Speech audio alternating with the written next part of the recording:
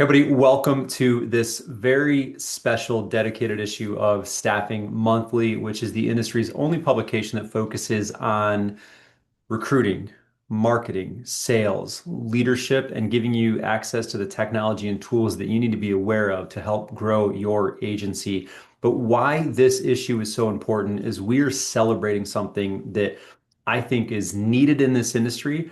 And it is actually not just the second book in this series. And I'm going to say series because I believe there's more to come. But a couple of years ago, we got together and we celebrated Together We Rise, which is an amazing book. And it actually assembled some of the most powerful, successful female leaders in the staffing industry that had not collectively been together. And they created an amazing book that gave a glimpse into who they were, what their story was, and how they got to where they were.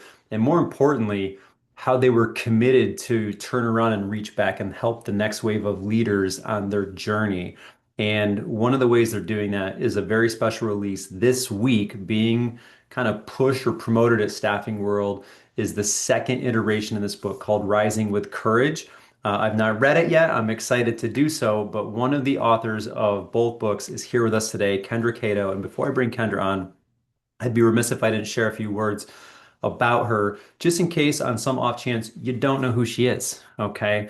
Which I'd be shocked today if you didn't, because she is very visible and very well connected in this industry. But if you don't know, she has actually a really impressive career. And one thing that I saw in her story versus some of the other lady leaders that I've introduced or interviewed is there's more twists and turns. There's more kind of off the beaten path, I guess, moves that were made. You know, starting out as an intern at NASA, which, I mean, who gets to say that they start out as an intern at NASA? That's an incredible start to a career, but then spending time in M&A and then landing at Bullhorn for nearly 6 years, ascending to, lead some pretty important teams.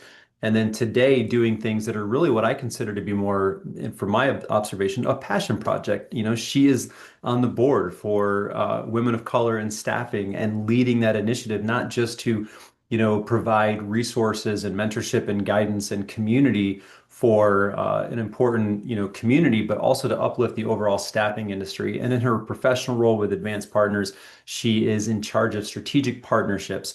And if there's one thing that you need to know about Kendra Cato and why she does all of these things that brings it all together, she's one of the few people that you'll meet out there that actually has a personal mission statement.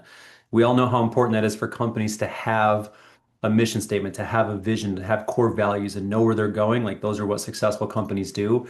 Kendra Cato has a personal mission statement to empower leaders to drive performance through culture, connection, and collaboration. She's very intentional in what she does. She lives this every single day. And if you don't know who she is and you don't follow her, you should definitely go do that. And it is my great honor to welcome Kendra Cato to Staffing Monthly to talk about you and celebrate this book launch. So, Kendra, thank you so much for being here. Dan, thank you so much for having me. Thank you for doing what you do for our industry, like from whether it's Staffing Monthly or Mastery or the dashboard. You are uplifting our industry every day. And I am so grateful to consider you a friend and so happy to be here with you today. Well, I appreciate those kind words. It really means a lot coming from you. And I'm excited about today because I know that this interview is going to be a little bit different than the typical Staffing Monthly interview. Obviously, we're going to talk about what got you to participate in this book and tell your story, even though it wasn't inherently natural or comfortable for you. And I think it's a story worth telling. But I also like the idea that we're just going to have a candid conversation back and forth about kind of blending personal life and professional life and how do you navigate those things. So I'm excited for today, but I want to start off for those of the audience that doesn't know your journey and what led you to the first book. Like what prompted you to say, hey, I want to contribute in Together We Rise, the first book in the series here? Well, what prompted me was that the world shut down and a dinner that we had planned, that Leslie Vickery had planned to celebrate Joyce Russell's book, Cherry on Top. The dinner was obviously canceled. And so we opted to do a Zoom call. And I'm sure you've heard this story, Dan. It's just such a powerful one, It though, is. because it reiterates the point that anyone can do this. We joined a Zoom call. We shared ideas, what we were doing at the time. It was like month one or month two of the world being shut down. And we opted and voted to meet again the next month and the next month. And about 3 months in, we said we should have authors or someone come talk to us. Let's learn together. And I was blown away because I like to say I'm the baby of the group. You know, these are all CEOs, right? All entrepreneurs. And they were so eager and willing to learn together. And that's what started all of this. We opted to do that. A few authors came, and one of them talked about the importance of sharing your story. And at the end of her talk, we asked some questions, and she said, you all should share your story. Like, this is incredible what you're doing right now. And next thing you know, we had a publisher come speak with us and share a little bit more about what that process looks like. And they said, let's write a book. And I shrugged and said, sure. I had no idea what I was signing up Mm. for. And thankfully, you jump first and think later. And that's so, so important. That is a lesson I learned right there that I am so, so grateful I had the opportunity to actually take that leap. That's awesome. And I know that you attended an event that I hosted and we had a dinner with some staffing leaders and you shared that you weren't the most comfortable to Mm-hmm. share your story, which Mm-hmm. caught me off guard because obviously when I hear you speak and I see you show up on social media and virtually like you carry such a powerful presence about you. So for me to hear that you struggled with sharing your story or even kind of just contributing to the book was interesting to me. So can you talk just a little bit about like kind of where that conflict came and how Yeah. you decided to get past it? Yeah, absolutely. There were a few things at play. One, I was raised that you keep work at work and home at home, right? And so I lived by that. And being a Black woman, a lot of us are raised in that manner. And so I completely lived by that. It had gotten me to where I was at that point. I had a very, very clear, strong line between the two. And one of my dearest friends now, 10 years in the making, she teases me because she remembers when we first worked together and she would try to start conversation or follow me on social media. And I was like, absolutely not. You're a work friend. And that's how I wanted to keep it. And as I grew in my career and just had more self confidence, the lines began to blur. And I realized that I was better off showing up authentically across the line, just across the board. And so I had started doing that a bit. That's where I said I jumped first and thought later because I started doing that a bit, just feeling really good about it. Like I'm doing, I'm showing up as my true self. But then when it became time to write this chapter to contribute to Together We Rise, I was so nervous because my story is it's mine.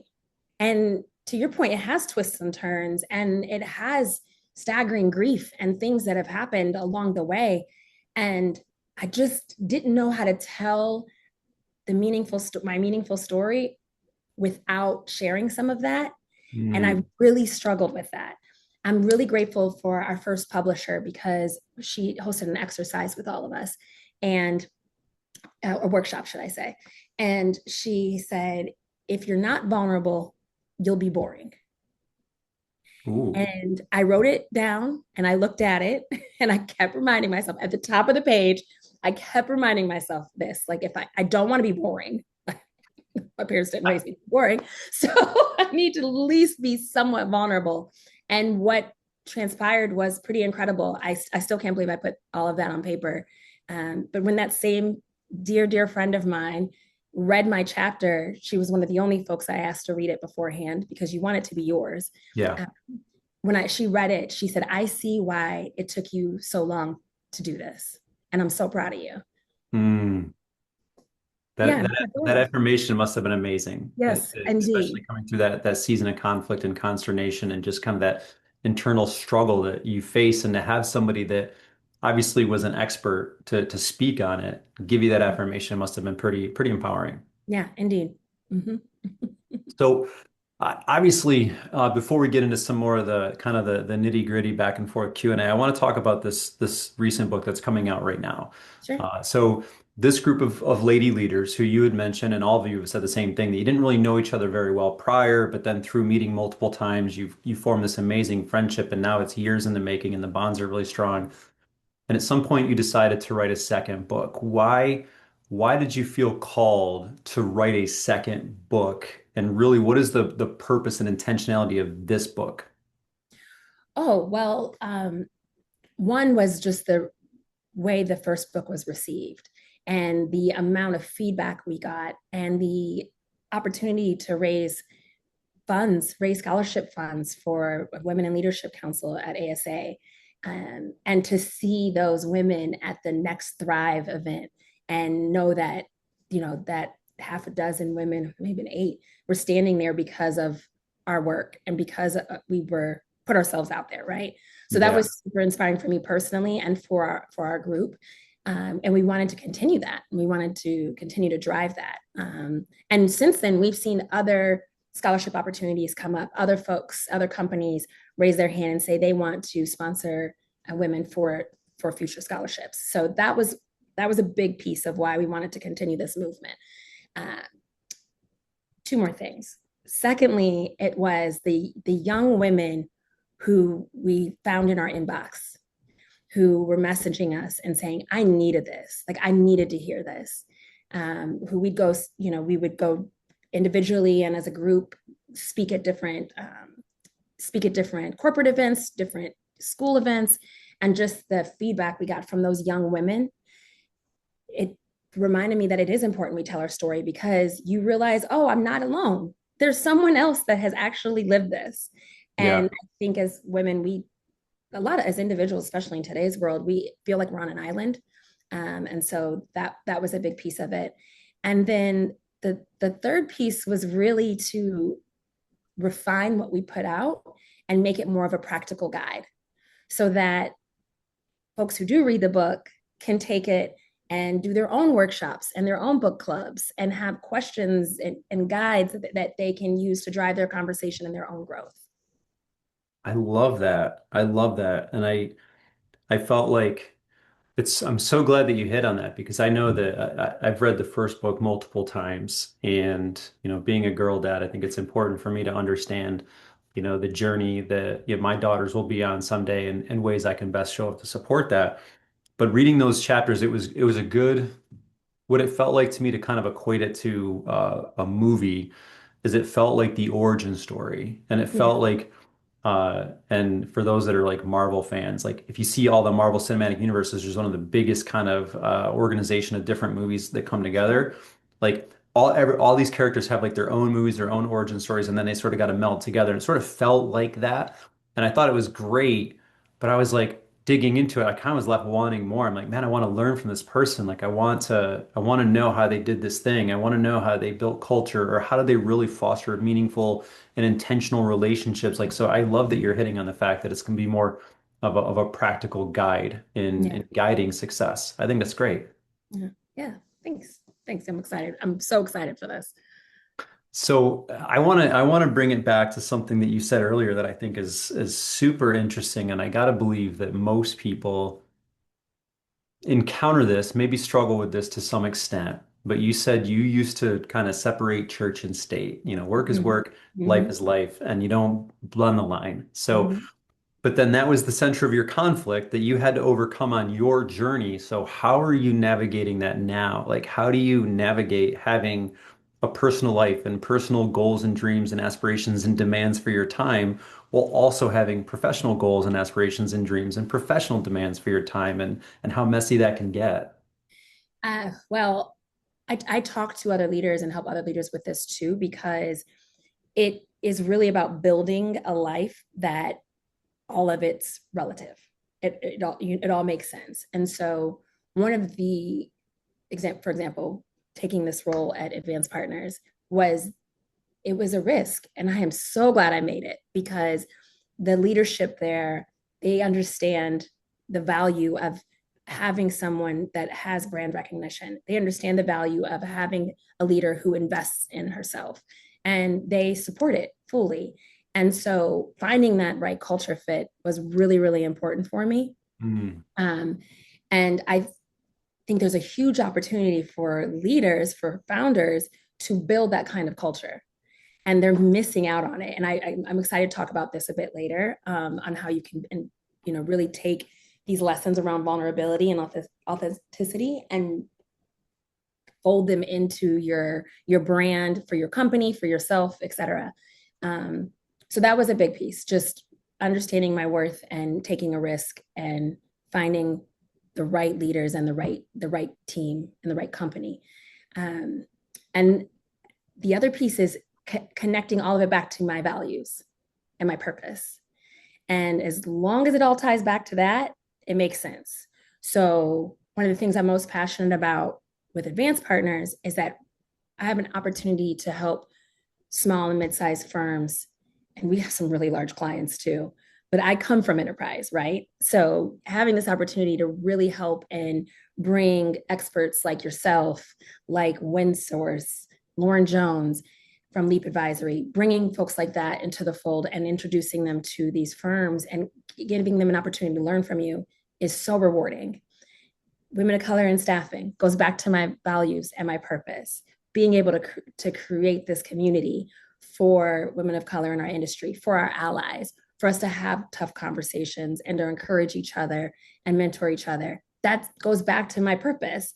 And so I know that that is something that all of us would really, really benefit from sitting down and doing a value exercise and understanding what your core values are, and then using those to create a mission or a purpose.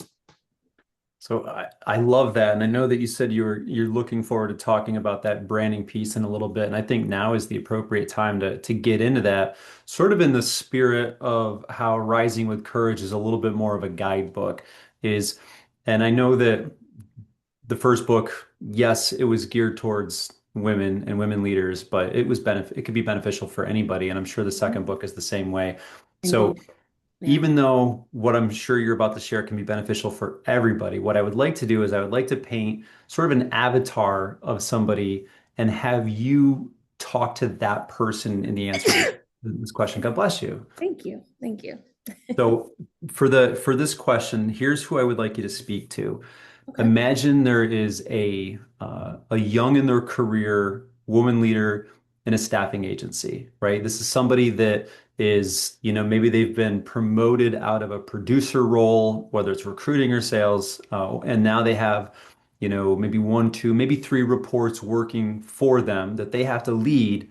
And this person also has their eyes on continued growth. So if that's the person you're speaking to, how would you advise them to lean into vulnerability, build that brand that emphasizes their own identity like you've done, but in a way that also leverages the organization goals and what they're trying to achieve? Because I feel like of all the people out there, like you do this exceptionally well. So how would you advise that person? Yeah, it's an intersection, right? And so you have to first understand your own voice and figure out, identify that, have the courage to identify your own voice, frankly. So doing a value exercise, like I mentioned, understanding what's most important to you. You need that North Star because I tell my mentees this often. It does sometimes feel like, is this even worth it? This is Mhm. a huge investment of time, and especially early on, right? And younger generations, they really obsess over the perfectly written email or the perfectly written post, and so it's a significant amount of time just for maybe one output, and you may only get 11 likes. So you can't do it for the likes. You can't do it for the reshares. You have to Sure. do it because it ties back to your values, and your identity. So that's first and foremost. Once you have that, you can intersect it. You can leverage that authenticity and intersect it with your company's core mission. And that's level step two of the process, right? First, get comfortable, experiment, do that exercise where you start understanding your voice. I tell them all the time, I tell anyone who will listen that Which should be everybody. it's all about iterations. And Ryan Murphy, who's senior VP at Bullhorn, he sat me down maybe a year into my time there. And he's like, look, in so many words, you're batting 1,000, but you're waiting too long to speak up or to share. So one day you're going to send me something and it's going to be a complete miss. And you're going to be screwed because you waited to the last minute. Because And he was right. He was Mm. absolutely right. I wanted it to be perfect. I wanted it to be done, basically done. And I was missing this huge opportunity for feedback. I was missing this huge opportunity to hear what others thought. And so your personal brand's the same thing. You know who you are.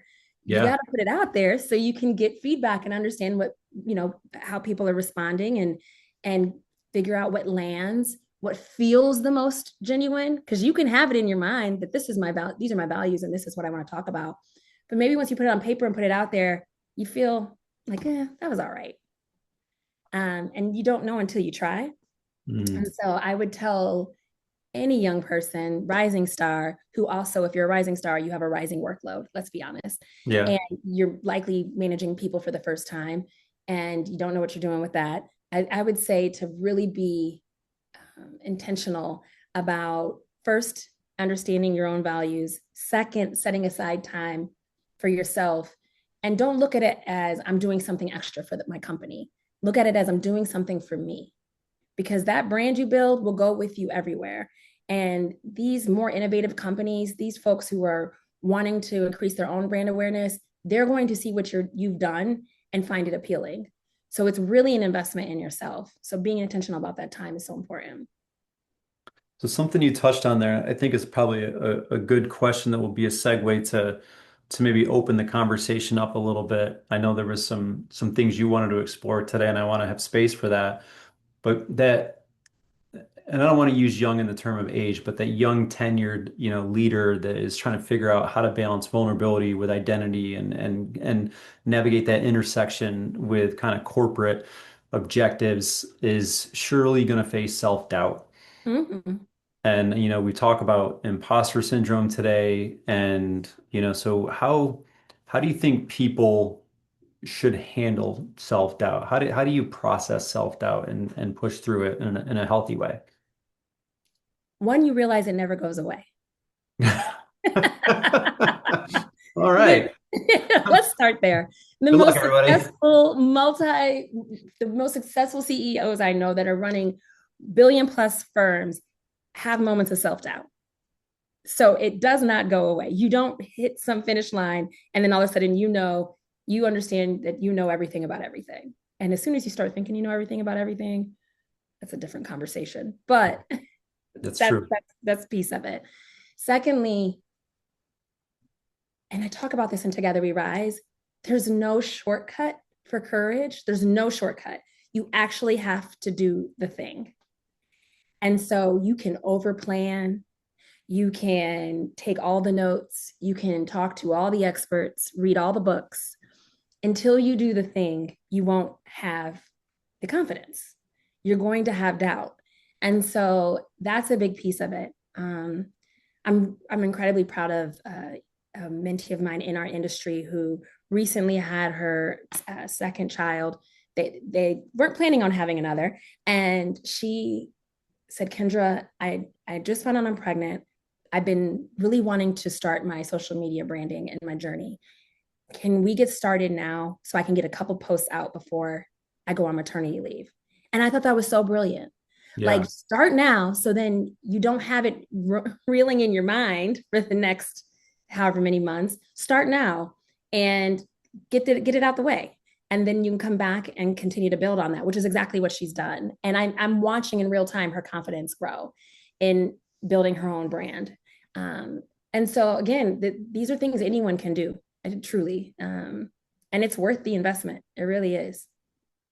I agree with that. And I know there was some topics around self-doubt as well as some other, balance of personal and professional that you wanted to explore. So in sort of a very rare occurrence, I would like to just, hand the microphone to you Yeah. to lead this conversation where you want it to go. Yeah. Well, I wanted to talk to you a bit about this, Dan, because I know as you and I see it, the market really demands we trade self doubt for clarity. Yeah. So I wonder what, in your view, is the single biggest operational shift that leaders can need for this, for a practical toolkit for right now? I love the thoughtfulness of that question. And one thing I wanted to share when you made the comment that it never goes away. The most successful leaders tend to always have that sense of self-doubt.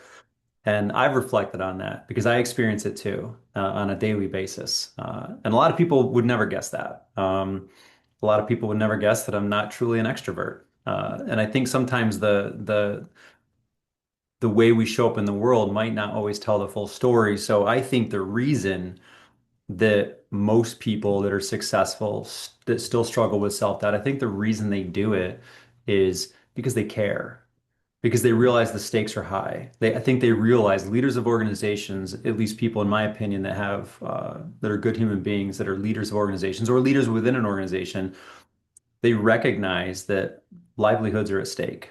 One wrong decision might not have a big impact on a leader, but it could affect somebody else in the organization in a major way. And I think that good and great leaders are aware of that butterfly effect. And I think that self-doubt comes from a place of not necessarily saying, "Hey, I can't do this, but am I making the right decision? Am I doing the right thing?" And I think that intersects with the fact that most leaders are leading out on the front line. Like they're leading organizations or groups within an organization into uncharted territory. And sometimes it's hard to call upon confidence because you don't have that depth of experience because you are in a new area. So I think those are two things that really create that self-doubt in most leaders that I've had a chance to spend time with. So, but yeah, it's a great question. So we do have to want to trade it for clarity, Yeah, and the reality is clarity will only clarity is a very rare thing. Generally, when clarity happens, it's after the fact. That's the hindsight is 2020 rule. So I used to pursue clarity. I used to, like you, I would basically wait for perfect. I would say, hey, no, has to be perfect. This has to be the way that, and you just wait and wait and wait and wait. And the reality is like perfect never happens. And even if you think it's perfect, by the time that you ship it, the industry has changed, the situation has changed, the market's changed, and it's just no longer right. So perfect is it's a fairy tale that doesn't exist, unfortunately. So I think the term that I've sort of used to get to is roughly right. Like I just need to yeah, be roughly right, yeah. And I think for me, in order to get roughly right, I think it takes having intel, information, data, but also wisdom. So to really hit your question where I think you're going is what's the kind of the structural shift or the change that needs to happen.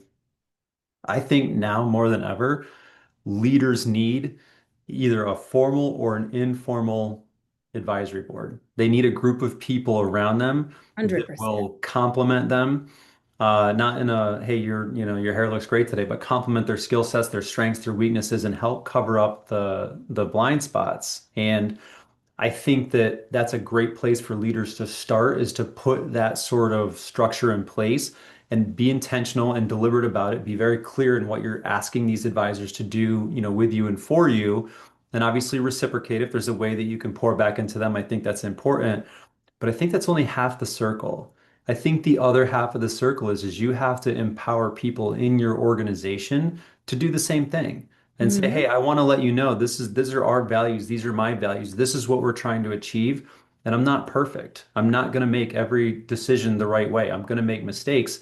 And I do recognize that while I may be senior and I may have a different position than you, that doesn't necessarily diminish your knowledge, your experience, and your confidence. So I want you to have the permission and authority to call me out diplomatically and Yeah. respectfully if you see that I'm making a mistake or you see that I'm missing something or if you think that maybe I'm approaching something wrong. And I think those two mechanisms will provide leaders with the 360 kind of blind spot protection they need to continue to lead with confidence. That way, if they don't have the experience themselves, they know that they have advisors and employees that have the singular best interest in mind that can advise going forward. So I think Cannot that's how agree. I would answer that. Yeah, absolutely. That personal advisory board is so, so important. Dan, your hair does look great today. It's also important to have folks around you who will tell you the good, the bad, and the ugly, Yeah. and whose opinions and whose wisdom and experiences you trust, right? I talk a lot about that in the importance of your community in my chapter, which is called The Courage to Dream Bigger. And Nice. the courage to dream bigger, it requires that understanding of, it requires you to give it a try, even when you feel small. even when you have imposter syndrome, like even when you're sitting on a Zoom call with 14 amazing female leaders you hardly know, and you are asked to write a book. Like I that. so I get that, and I'm not trying to take the microphone back. No, I want to no, hear let's other talk questions through from this. you, but an observation that I made is, and you mentioned this, that you felt like the baby of the group, and being empathetic and putting myself in that situation. If I were in your shoes and I'm in a group with, Joyce and Erica Heisen and Joni Biley and Kidding me? everyone that's there that's like done amazing, amazing things, Leslie and the whole group, Anna, like they've done incredible things. Like if I'm in that group, like I'm gonna be so quiet. I'm gonna be like, what? Why am I even here? Did I walk in the right room? Like how am Yeah, I so blessed to be part of this room? Like I'm gonna diminish myself because I feel small next to these titans. So you have this chapter called, the courage to dream big. You must have had to do that. You must have had to call in that courage or manifest that courage in that room to accept the seat at the table yeah. you had, right? 100%. That's the lesson. I truly, having that courage to dream bigger, to be surrounded by these titans, to you know, before this all began, to call Leslie Vickery and invite her to an executive dinner I was planning. My hands were sweating when I called her that day. We weren't close. I just Which is so wanted amazing more. because knowing Leslie, like she's such a down to earth I person. Like, know, I know. yeah. And it tickles me when people say that now they they get to know me. They're like, "Oh my goodness, I was so intimidated." And I totally understand. And because I felt the same way about so many women and so many leaders in general in our industry, where once you break bread and have a conversation with them, you're like, you know what? I completely got in my own way. I got in my own way in building a relationship here. And so inviting her to that dinner because I wanted more female executives in the room, standing up for what I believed in because I got some initial pushback from my leadership saying, this is a high cost event. We really want to just keep it to staffing owner executives. And I was like, no, it's a miss. We need to have other female executives in this room. Standing up for that took courage. Yeah. In calling her palm sweating and inviting her took courage. And then because I made that leap, she called me back the next day and invited me to this dinner for Joyce Russell. So there are so many opportunities in front of us that if we don't stop, pause, and ask, what am I doing here and what do I want from this moment, that we'll miss.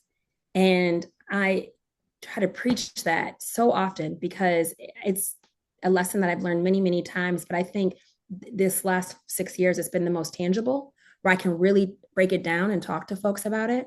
Um, and so, yeah, and Together We Rise, I talk a bit about having courage. What's different for Courage Rising is like, we're rising with courage, excuse me, is that I had to find the courage to dream bigger when I felt the smallest. I had Mm, just been laid off. mm, This wasn't my father dying, my friend dying by suicide, and me getting a divorce, things that were beyond my control. This was me and my career, my identity, what had brought me sanity and purpose after all of those things had happened, being snatched from me.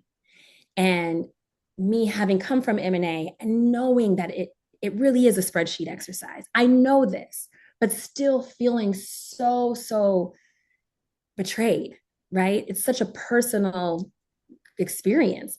And having to sit there after we had just launched Women of Color in Staffing. And now I'm a founding member of WOCUS. Um, I have to give up my spot in the council at ASA because now I don't have an email address, a company to attach to it. And I have to find the courage to dream bigger and to figure out what I was going to do next. And that's what I break down and talk about in my chapter and the lessons I learned from that. Um, which was super uncomfortable. Again, I want to talk about this. I want to be that shining, bright example for folks who are coming up in our industry. I want people to see our industry and want to be a part of it. And so I definitely didn't want to talk about that moment and about that experience. And because I didn't want to talk about it, I took my lessons from the first book and said, okay, well, that's what I'm going to talk about.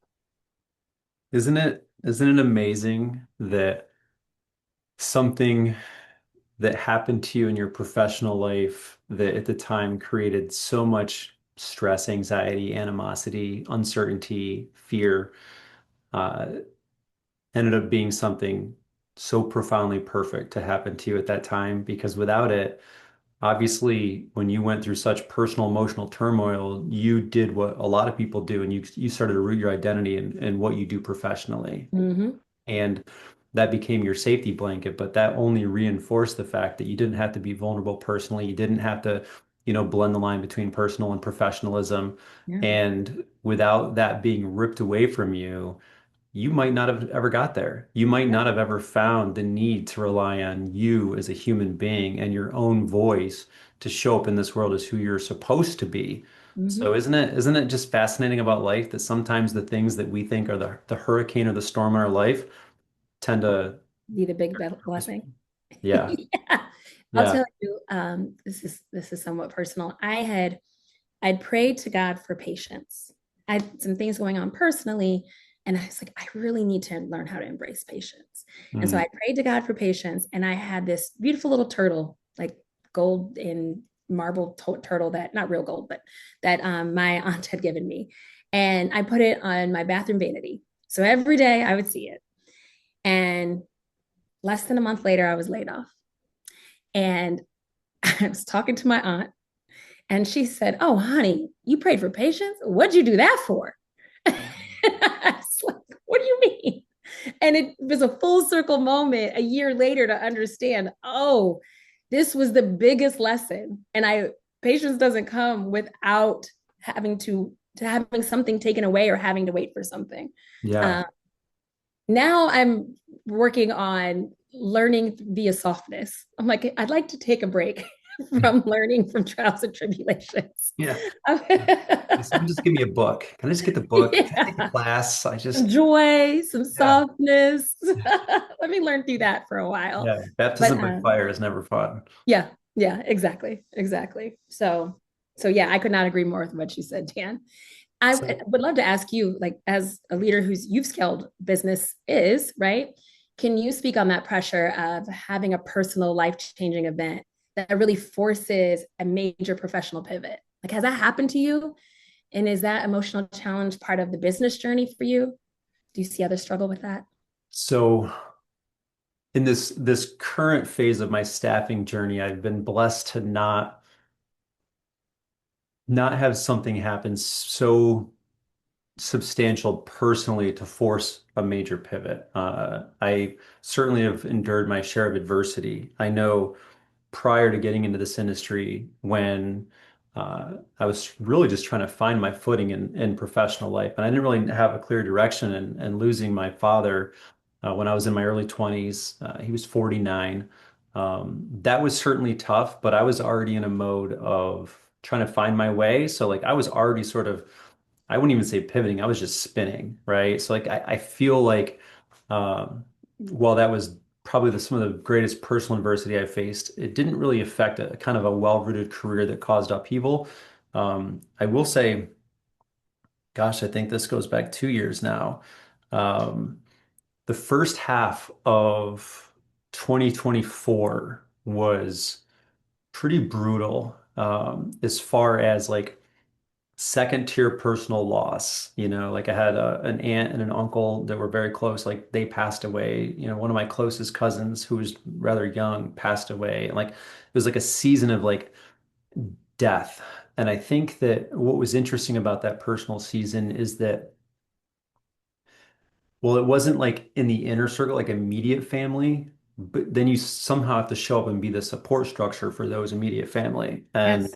Yeah. And that can be draining. It can be because you're basically just have to be the emotional support person, and that can be tough. And then what happens is like you don't necessarily have the energy to show up as your best professionally, or even show up as your best in your everyday personal life for the people, that matter the most, that deserve your best. And that starts to weigh on you. And I think for me, though, it hasn't necessarily been personal tribulation that's caused me to pivot or caused like the most conflict of balance between work life and home life, it's actually been the intentionality of life design. And what I mean by that is when my wife and I were just starting our family, we made some important decisions, not necessarily conventional. We still believe in having a stay-at-home parent in the home, and we believe that there should be that influence. And we always wanted to prioritize family overall. And when you're growing a business, it gets really hard to do because sometimes that big client meeting might not care that you've got family dinner planned, or that huge opportunity to pitch somebody might happen to be while you're doing your family vacation. And sometimes it's really, really hard to navigate that. And I think it creates a lot of internal conflict to know, am I doing the right thing? Am I making the right choice? Because if I grow this business and be successful, I can provide over here. But in the same sense, if I take this opportunity to grow the business, I'm not pouring in over here. So I'm not nurturing the thing that Mhm. is the North Star. And I think for me, that's probably been some of the bigger conflict to navigate because I do prioritize. And there's times that I honestly feel guilty about how much time I spend unplugged from the office or unplugged from my work obligations to pour into the family, and I think that's a different leadership struggle that some people face. So I think that for me, I'm constantly, I don't say constantly, I've faced seasons where I'm trying to reinvent the work-life version of me based on the changing priorities of family life, Sure. and now we're moving into raising we have our first teenager, and it's like that's going to be a whole other season of life. And I've always wanted to be very present in my kids' lives at that stage because I feel like even though teenagers are wanting to pull away from the core family unit and find their own way, I feel that that's the time that I have to be the most um, Present. present, Yeah. approachable, accessible to help kind of guide and nurture a pretty turbulent time and transformational time. So I'm not sure if that really hits where you're going, but like Does. that's I think other leaders would very much benefit from hearing you share more about that, Dan, because I know that when women start a family, entrepreneurs start a family, there's this, oh, how are you going to do that and juggle your business? It's like, well, how do the fellas do it? Right? How do the fathers do it? it's And so I think many folks would benefit from you sharing more on that and being vulnerable and putting that out there. it's and those are lessons learned that I didn't always get it right. I know that I had to learn through thank God we had three kids, that so I could actually learn lessons of how to be better and show up in those areas of balancing a business and all of that stuff. But what I love about it though is even through my own life experiences, we're able to bring it into the workplace. So, at our staffing company, we prioritize family time. Case Mhm. in point, earlier today, we were trying to organize our kind of our leadership's cadence of meetings through the Q4 and navigate the holiday season. And we put a meeting on the calendar for a time with one of our senior leaders is like, hey, that's the week every year that my family unplugs and we've got a tradition that we go do. And it's like, yeah, you know what? You're right. Let's just move the meeting. And it's like that was one attendee, but that's because that's one of our values is respecting, family and personal time. And we know that and I know it's not for everybody, but for most people that work with us, the family is the North Star. Everything that we do at work is designed to provide and nurture the North Star at home. And so we want to give people that opportunity. Wonderful. Yeah, We love supporting maternity leave and paternity leave and giving people, as much time as they feel that they need during that special time. So I think those lessons that I've learned, sometimes by getting it wrong, sometimes by getting it right, but it allows us as leaders to bring that into the workplace and humanize what we're doing and share that with others, and I think set a better example. that's wonderful. I have a friend of mine, is the CEO of a small and quickly growing staffing firm, and she made the decision this past summer to say, let's do summer Fridays, but in a different way. No internal meetings. You're not expected to reply to internal emails. If you need to set a client or a prospect meeting or a client prospect reaches out to you, please get back to them. But that's it. Use this time. It's summer. You have your kids home, use this time to be with family. Yeah. And the way it was received and the feedback and the loyalty and the trust it's built with her team is bar none. So y'all are onto something, no doubt. You're definitely onto something. We're trying. We do our best, and when we get it wrong, we try to learn from the mistakes and Sure. carry those lessons forward. And that's really, I think that's all leaders can do, is be bold, be courageous, step out there. You're a leader, you've got instincts, but have the humility to admit when you've gotten it wrong and learn and own it, and then learn from mistakes and do your best to not repeat it. And I think that if you lead like that, you're probably going to build a pretty healthy organization, and you're going to have people that follow you, in my Yeah. opinion. Yeah, agreed. Could not agree more. Well, this has been an amazing conversation, and all good things must come to an end. And I know I've taken up a lot of your time. So what I want to do is I just want to ask you, how can people get their hands on Rising with Courage? Yes.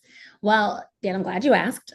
First and foremost, we're doing an exclusive launch at Staffing World. So if you're here, you're at Staffing World, please purchase a book because all of the proceeds will go directly toward funding the scholarship and future scholarships as well. And then we have a pre-order available, and then we're going to do our official launch at the very start of November. That is awesome. And I'll make sure that we get links. I'll obviously promote that when links become available Thank so you, people Dan. can get it. Um, and for those of you out there, hopefully you found value in this conversation. I know that I enjoyed being a part of it. And if you don't know Kendra Cato and you don't know what they're doing at Advanced Partners, go connect with her on LinkedIn. Go follow her. Her content is transcendent. It's uh, it's not your typical staffing influencer type content. It really is something that crosses that intersection of personal and professional. And if that's something that you struggle with as a person, as a rising star leader, there's probably no better role model than Kendra in that respect. So go follow her and pay attention to what she's doing and learn those lessons. Thanks, Dan. I appreciate it. Thank you again for having me. My pleasure, Kendra. Thank you so much for being here, and have a blast at Staffing World. Will do.